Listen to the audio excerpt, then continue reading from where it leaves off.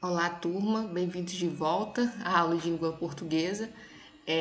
Vamos agora dar início às aulas de gramática e antes da gente começar aqui a falar de adequado, do que é adequado falar, do que é inadequado, do que é correto, do que é incorreto, a gente precisa deixar bem claro é, essas noções, né?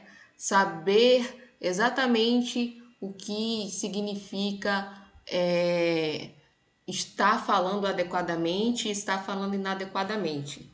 E a gente precisa ter também em mente o que significa dizer que as pessoas falam diferente no país e o que é falar melhor, o que é falar mais bonito, todas essas questões que a gente sempre encontra na aula de língua portuguesa no nosso dia a dia e que todo mundo diz uma coisa, né? Tem alguém que vai dizer que é assim que é a forma certa de falar, que não se pode falar assim, ou que um determinado sotaque é melhor do que outro, isso aqui é mais bonito, isso aqui é feio, enfim, isso tudo tem que ficar muito claro, que é pra gente não dizer coisas por aí que não são verdade, né? Que não tem nada a ver com aula de português, tá bom? Então vamos lá. O assunto então é variação linguística, porque é justamente os estudos sobre variação linguística que discutem essas questões que eu estava falando para vocês agora, tá? Antes da gente definir, antes de eu dizer aqui para vocês o que é variação linguística, vamos voltar um pouquinho no tempo para a gente pensar esse processo da gente aprender a falar, tá bom? Cada um de nós,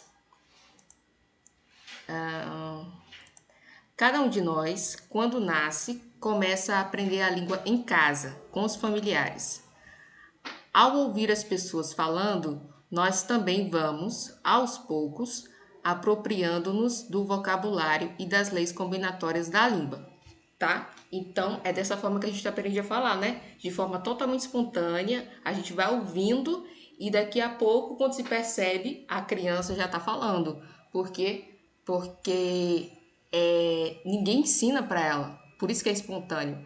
A gente pode até ensinar uma palavra ou outra, mas a criança ela vai naturalmente pegando as palavras que vai ouvindo e vai entendendo como é que é a ordem das palavras, como é que elas se encaixam, como é que ela forma frases, né?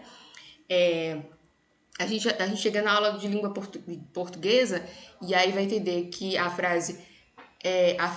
ordem da frase é a seguinte, eu quero água, né? É sujeito, verbo, objeto, eu quero água. Ninguém diz para um bebê, olha, a ordem certa da língua portuguesa é sujeito, verbo, objeto. Não, a criança ela vai intuitivamente entender que essa é a ordem mais comum e ela vai encaixando e ela vai flexionando o verbo direitinho conforme ela vai convivendo, certo? Então isso é feito de forma natural. Também treinamos nossa boca e nossas pregas vocais para produzirem sons e se transformam em palavras, em frases e em textos inteiros. Então, a criança ela também vai estimulando aquelas brincadeirinhas que a criança vai falando, vai fazendo vários sons que não tem significado nenhum, que ninguém entende que a criança está fazendo, que ela está brincando de falar, né? Mas ela não fala ainda, mas aquilo ali é uma coisa natural, instintiva do ser humano, que estimula a aprender a fazer os sons que daqui a pouco vão gerar cada sílabazinha que se junta e vai formar a palavra. Quando passamos a ter contato com outras pessoas na rua, na escola, na cidade, nos sítios, percebemos que nem todos falam como nós e nossos parentes mais diretos, mas nem por isso deixamos de compreendê-las. E aí é isso, né? A gente vai convivendo com outras pessoas de outros lugares, vai vendo que as pessoas pronunciam coisas que a gente pronuncia de outra forma, que usam palavras que a gente não usa, mas que mesmo assim a gente entende. Não existe problema de comunicação. As pessoas falam diferente, mas a gente se entende, né? Existem pessoas que falam diferente por serem de outras famílias, de outras cidades ou de outras regiões do país, ou até mesmo por serem mais idosas ou mais jovens que nós. E daí a gente vê, né, já nas relações assim de família, com o avô, com a avó, a gente vê que não falamos iguais. As pessoas com idades muito distintas, muito longe, né, costumam a usar um vocabulário que é bem diferente do outro. Isso também é variação. Língua oral e língua escrita. Aí a gente vai aprender, a gente vai para a escola já sabendo usar a língua oral, que é a língua falada. Isso aqui a gente já sabe. Isso aqui a gente não aprende a falar na escola. Falar a gente já sabe. Todos nós aprendemos quando somos desde criança naturalmente. Isso é uma coisa natural do ser humano. Mas aí a gente aprende na escola essa aqui, ó. Essa língua artificial criada, que é a língua escrita, tá? A língua oral, que também é diferente da língua escrita. Assim, quando escrevemos, temos condições de escrever bem as palavras, de corrigir o texto e melhorá-lo até transmitir exatamente o que desejamos. Na fala, isso não é possível. Ela normalmente apresenta repetições, quebras de sequência lógica, problemas de concordância e várias expressões de apoio, como né, tá, entendem? Sabe que as pessoas que você está conversando, ela fica fazendo né o tempo todo? Né? Sei o que, né? Sei... Bom, vícios, né? Vícios da linguagem. Em outras palavras, poderíamos resumir que a escrita é planejada, enquanto a fala não, é espontânea. Então, a fala ela é espontânea, todo mundo fala de um jeito, mesmo quando as pessoas são da mesma família, às vezes as pessoas não vão dizer a mesma coisa da mesma forma, né? A fala ela é espontânea, enquanto a escrita não.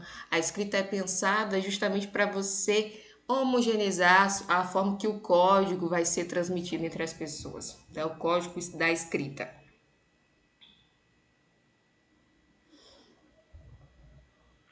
Aí, a língua sofre variações.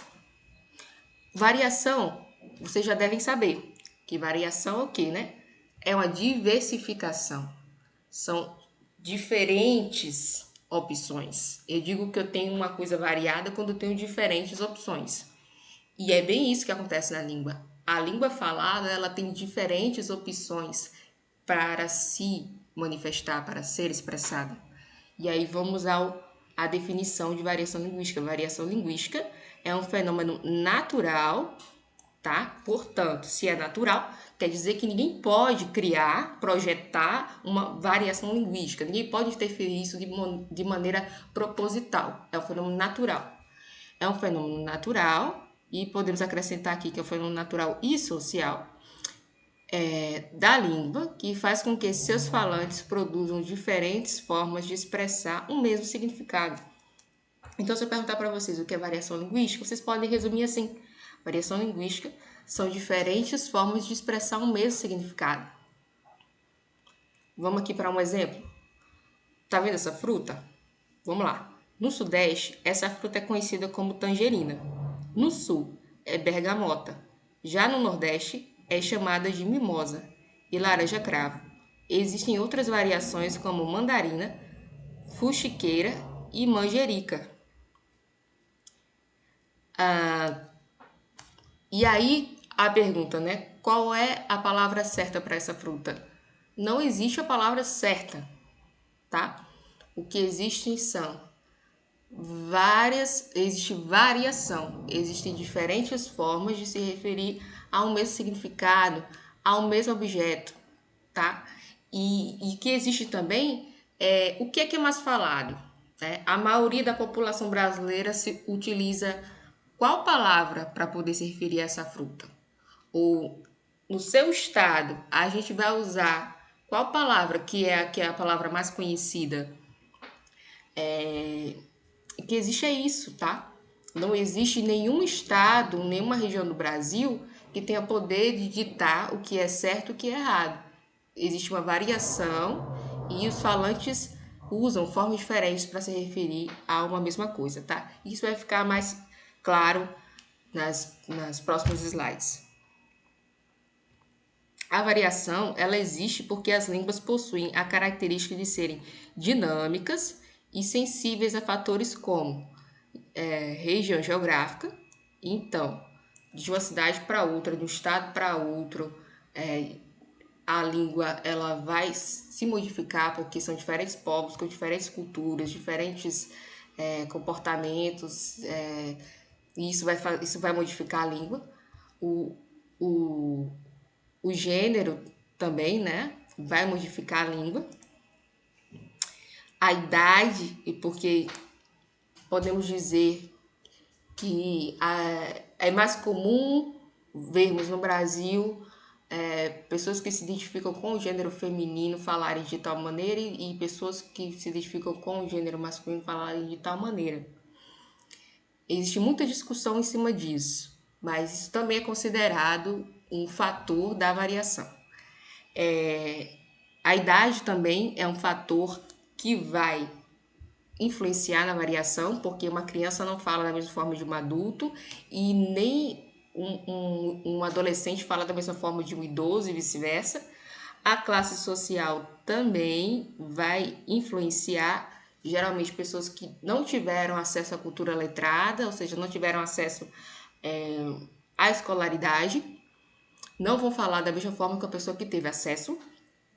E também tem pessoas que tiveram acesso à escolaridade, mas que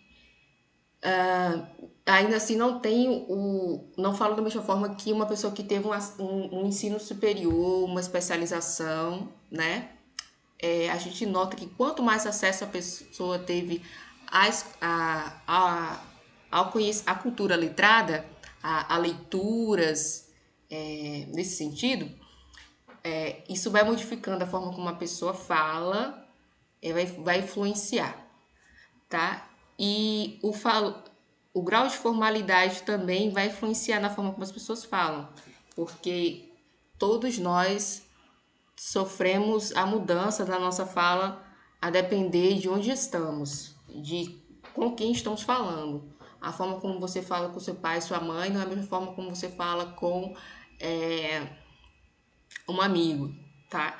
A forma como você fala no apresentando um seminário não é a mesma forma como você fala quando você tá no WhatsApp, quando você saiu com os amigos, enfim, né? Vai depender. Cada situação, a forma como você fala com um namorado, uma namorada, não é da forma como você fala como qualquer outra pessoa, né? Isso muda, são contextos comunicacionais. A variação pode apontar uma mudança de elementos linguísticos, vocabulário, pronúncia, etc. Então, essa variação não é só das palavras, não é só a palavra que eu uso para me referir, você usa outra. É a pronúncia também. Enquanto em alguns lugares do país você vai encontrar pessoas falando porta, outras regiões vão falar porta. Enquanto tem alguns falantes que vão falar dia, outros vão falar dia. Enquanto uns vão falar português, outros vão falar português. Enquanto alguns vão falar pasta, outros vão falar pasta. Então, é a mesma palavra, o mesmo significado, mas cada um pronuncia de uma forma diferente. E isso é variação. Aqui eu trouxe um exemplo, por exemplo, nessa ilustração aqui. Guri é boy, seria o boy daqui da Paraíba, né? Que é o garoto, o humano. A gente tem o oxente, que é muito parecido com o ai de Minas, porque eles fazem basicamente a mesma função, né? Enquanto o nordestino vai falar oxente, o de Minas vai falar o ai, abestalhado, que é uma palavra que é muito comum no Nordeste. Enfim, essas aí são as variações. E eu trouxe um exemplo para vocês recente, né, da nossa vida, do nosso cotidiano, e que a gente viu um exemplo de variação e como às vezes diferentes culturas, o choque, né, de diferentes lugares, como a gente percebe que o outro fala diferente. Que foi essa situação que aconteceu no Big Brother, em que esse participante aqui, o Gilberto, que é de Pernambuco, e essa participante aqui, a Poca, que é do Rio de Janeiro, estavam tendo uma discussão.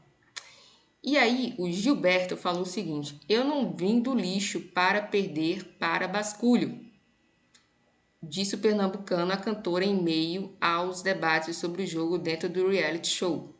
Pouca, no entanto, não demonstrou ter entendido a palavra, que não foi explicada por Gilberto. Não importa, respondeu ele. Foi bem engraçado, justamente o fato dela não ter entendido. Basculho é uma palavra bem comum no Nordeste. Eu não diria que seja uma palavra de Pernambuco, porque eu acho que a maioria dos paraibanos sabem também que é basculho. Existem, né? E talvez a maior parte do Nordeste sabe o que é basculho. E não entende basculho como muitas pessoas de fora não sabiam, as pessoas de outras regiões não sabem o que é basculho. Para a gente, para o Nordeste, é muito fácil. O nordestino sabe que basculho é isso daqui, ó. Expressão recifense, aqui do lado direito. Expressão recifense que se refere ao resto do lixo, ou seja, aquela parte do resíduo que todo mundo descarta e despreza, sabe? Enquanto isso aqui é muito comum, esse uso no Nordeste, lá fora não é. E isso é uma característica de variação. Enquanto você pode usar basculho aqui no Nordeste para se referir a lixo, né? Talvez você só tenha a palavra lixo lá no restante do país. Ou você tenha outras palavras que signifiquem a mesma coisa também. Isso que a gente acabou de ver é variação do tipo regional, tá? Uma palavra que é usada em uma região e na outra não é usada. E aí a gente entra no assunto de tipos de variação linguística. Vamos ver como é que se classificam essas variações. A variação do tipo regional também é conhecida como diatópica. E aí eu vou colocar entre parênteses aqui outras palavras mais técnicas para vocês conhecerem. Mas como é uma palavra mais difícil, eu não vou cobrar tanto de vocês. Usem a palavra que vocês acharem mais fácil, variação regional, é mais fácil de lembrar. Mas não deixem de prestar atenção, tá? Que também pode ser chamada de variação diatópica.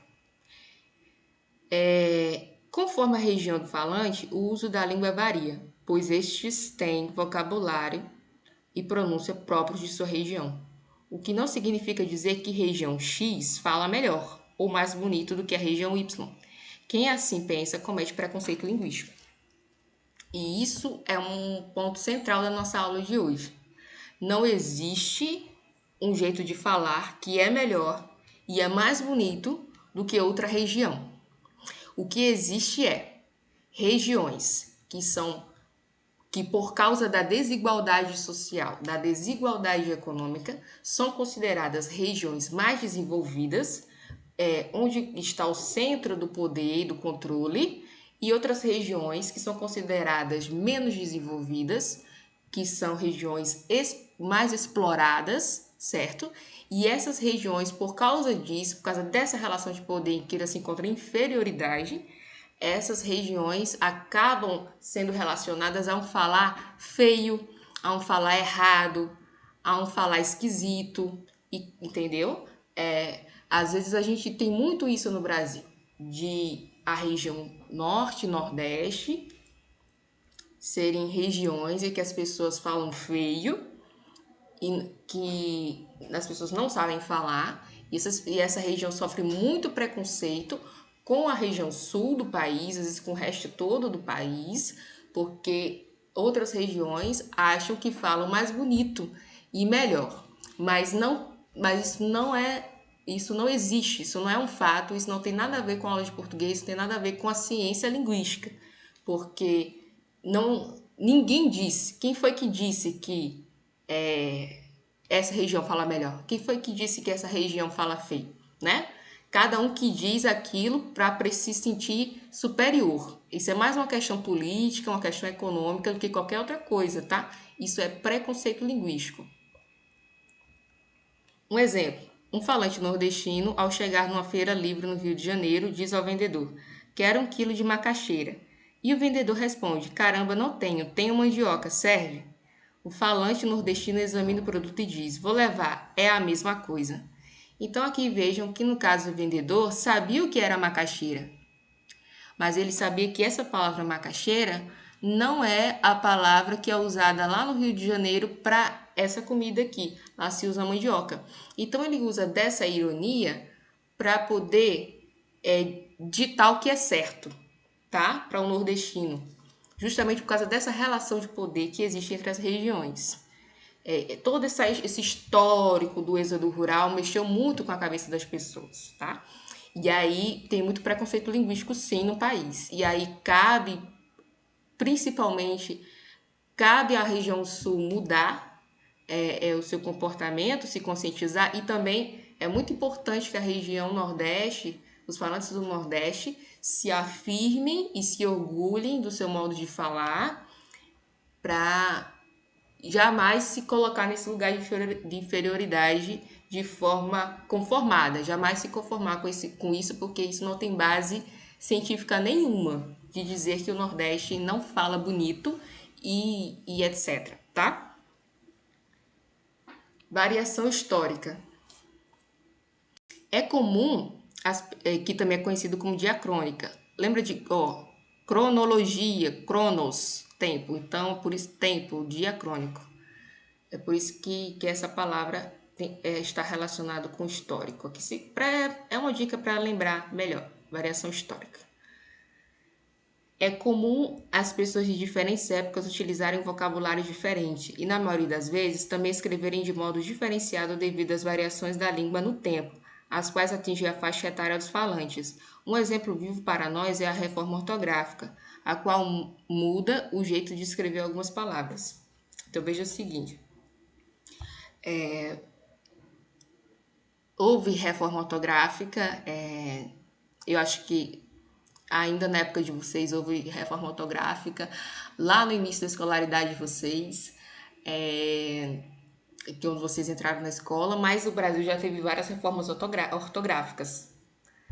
E quando isso ocorre, isso muda a forma como as pessoas vão escrever e isso é um tipo de forma também de fazer variar historicamente.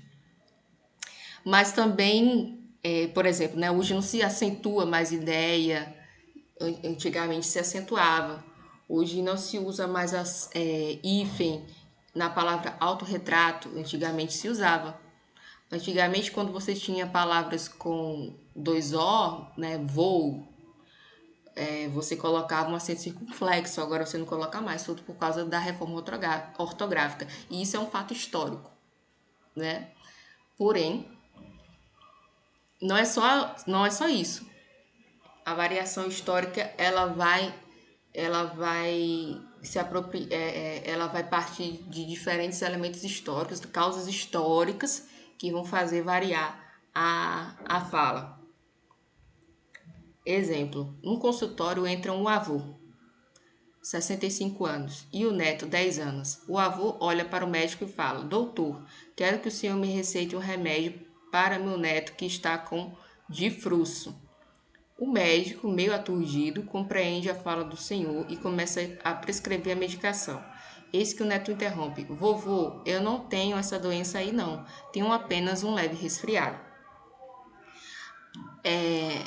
Na verdade, o que aconteceu foi que o neto não entendeu o que o avô falou, porque o avô tinha falado exatamente a mesma coisa, porque difruço é uma palavra arcaica, quando a palavra é muito antiga e entrou em desuso, a gente fala que é um arcaísmo, é uma palavra arcaica, tá? E difruço é uma palavra arcaica, que é do tempo do avô dele e que ele, que tem 10 anos de idade, não conhece, e ele só conhece a palavra resfriado. E isso aqui é uma variação histórica, né? Porque tem o que? A ver com o tempo. E temos a variação social, conhecida como variação diastrática. Para lembrar essa palavra diastrática, pense em estrato. A sociedade é dividida em classes e classes nada mais são do que estratos, né? Estratos não são camadas? Classes, camadas. É por isso que recebe essa palavra estrática. Então, variação social. Pessoas que têm maior acesso a leituras variadas, escolas, filmes, internet, etc., apresentam uma variedade da língua, digamos, mais próxima do falar exigido pela sociedade letrada, Trata-se das oportunidades de leitura desses falantes. Então, quanto mais oportunidade de leitura alguém tem, isso modifica o jeito que a pessoa fala. E quanto menos oportunidade de leitura ela tem, isso também modifica o modo como ela fala. E aqui eu trouxe alguns exemplos.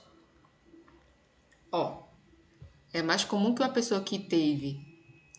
A pessoa ela foi para a escola, ela vai falar planta, tá? Ela não vai dizer planta. Mas é muito comum que pessoas que não tiveram acesso, oportunidade de irem à escola, falem planta. É muito comum. E isso é uma forma que influencia no modo como as pessoas falam, certo? E é muito injusto, isso é uma opinião da professora de vocês, é muito injusto chegar para uma pessoa que não teve oportunidade de ter acesso à escola, não teve a mesma oportunidade que vocês, e vocês chegarem até essa pessoa e constrangê-las por elas estarem falando planta e dizendo que você está falando errado, tá? Tome muito cuidado com isso. Vocês podem cobrar de vocês falarem planta, mas é muito complicado vocês cobrarem de uma pessoa que não tiveram a oportunidade que vocês tiveram, que elas falem da mesma forma, tá? Cada um fala conforme a oportunidade que tiver. Um outro exemplo, menos e menos. Tem muitas pessoas até que passaram pelo ensino básico que cometem isso daqui, ó, falam menos. Mas quanto mais oportunidade de leitura a pessoa tem, é mais fácil que ela perceba que essa palavra menos, ela não faz parte da nossa língua, ela não está dentro no sentido culto, ela não está dentro do dicionário, tá? Porque a palavra oficial é menos. Menos, não usem menos, tá? Não usem menos porque não faz parte do português formal, que é essa modalidade que vocês estão aprendendo na escola. Uma coisa muito comum também, é frequente ver que quando o falante ele tem acesso à escolaridade, quanto mais acesso à escolaridade ele tem, é comum que ele saiba fazer o uso adequado desse verbo aqui, ó.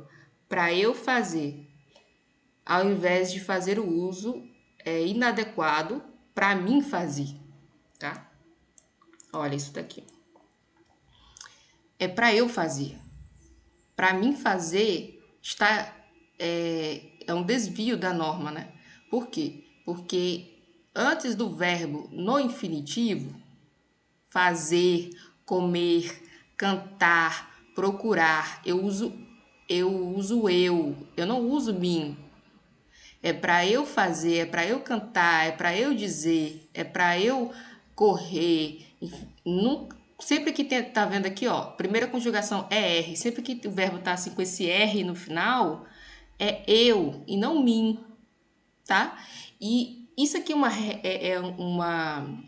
regra, né, uma orientação que se dá da gramática, que às vezes que é muito difícil uma pessoa que teve muito acesso à leitura, como é advogado, fazer. Mas você ainda vai encontrar pessoas que passaram pela escola, mas passaram muito mal pela escola, elas vão fazer isso aqui, ó, para me fazer, entendeu? Então, quanto mais as pessoas têm acesso à escolaridade, menos elas saem elas cometem algum desvio da norma culta padrão e vice-versa, né? Quando a pessoa também não tem acesso, ela costuma enfim, né? Vocês entenderam. Vamos para a próxima parte aqui. Variação situacional, que é a diafásica. Conforme a situação comunicativa em que se encontra o falante, ele faz a língua variar. Isso quer dizer que, em ambientes mais formais, A opção pelo uso formal da língua é mais conveniente. Já com os familiares e colegas, o uso da informalidade é mais usual. O interessante é saber fazer essas trocas. Então, imagine se você está falando formal, muito formal, né? Usando a norma culta e padrão o tempo inteiro, em todo lugar, usando palavras né, que você aprendeu lá no dicionário, pegou umas palavras que quase ninguém usa. Imagina se você falar assim 24 horas por dia, isso vai parecer muito estranho. As pessoas vão achar que você tá maluca, ou você tá maluco. Então, para cada situação, você varia a forma como você fala. E aí, já que estamos falando de situação, as pessoas falam de uma situação formal e elas falam de uma situação informal. Formal, também chamada de culto ou padrão, ao falarmos em público ou ao conversarmos com pessoas mais instruídas do que nós, ou ainda com pessoas que ocupam cargo ou posição elevada, passamos a empregar a língua formal, isto é, falamos de modo mais cuidadoso. Evitamos tanto as gírias e expressões grosseiras quanto aquelas que demonstrem muita intimidade, né? Caramba, fofinha, bicho, etc. Vai depender muito de com quem você está falando, onde você está falando. Aí você vai se policiar mais, né? Se monitorar mais de como está falando. A língua culta ou padrão é veiculada nos dicionários, nas gramáticas, nos textos literários, técnicos, científicos, jornalísticos e nas redações oficiais do país. Então, é essa modalidade formal que vocês precisam aprender a usar e que a escola é quem ensina e que vocês vão usar lá nas redações, nos vestibulares, nos concursos públicos, tá? Porque informalidade vocês já aprendem no dia a dia de vocês. Eu não preciso ensinar para vocês como falar informalmente. Eu não preciso ensinar para vocês a falar. Falar vocês sabem.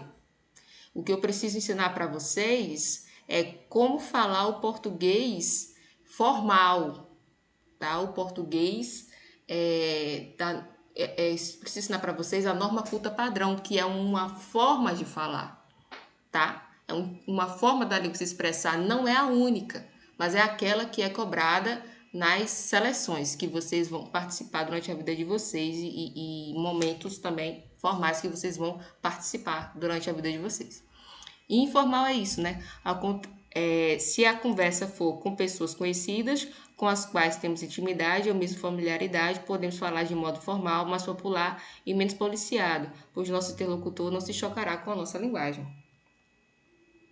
A língua portuguesa tem muitas expressões interessantes, muitas delas se constituem como gírias, as quais são usadas pelos falantes de várias cidades, inclusive por vocês. E aí, gíria e jargão, né? Gíria fazemos o tempo todo, né? São códigos linguísticos próprios de um grupo sociocultural com vocabulário especial. Incompreensível para quem dele não fizer parte. Os médicos usam a linguagem típica de medicina, por exemplo, para explicar um procedimento cirúrgico. Isso é um jargão. Já os surfistas empregam gírias entre eles. Isso é um exemplo, né?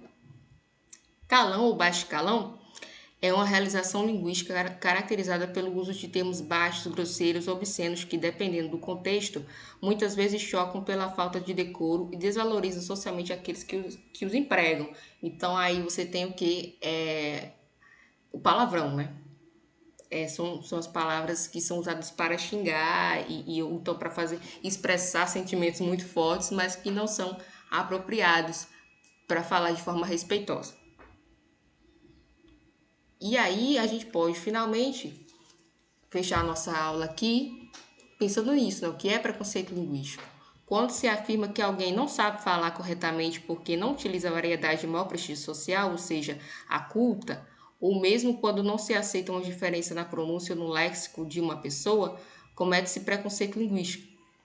Ele também se mascara em afirmações como o certo é falar assim, porque se escreve assim, o brasileiro não sabe português, nordestino fala tudo errado, pessoas sem instrução falam tudo errado. Então isso é preconceito linguístico. Ninguém deve menosprezar os usos da língua escolhidos pelo falante. Este, por sua vez, deve fazer uso adequado dela para evitar situações de incompreensões e para participar ativamente da sociedade da qual faz parte. Por exemplo, é adequado usar a linguagem formal em ambientes e eventos públicos, como formatura, palestra, igreja, etc. É inadequado usar uma linguagem extremamente formal, muito trabalhada em casa ou com familiares ou com pessoas da intimidade. Então a gente tem que pensar nisso. O que é mais adequado, o que não é adequado, né?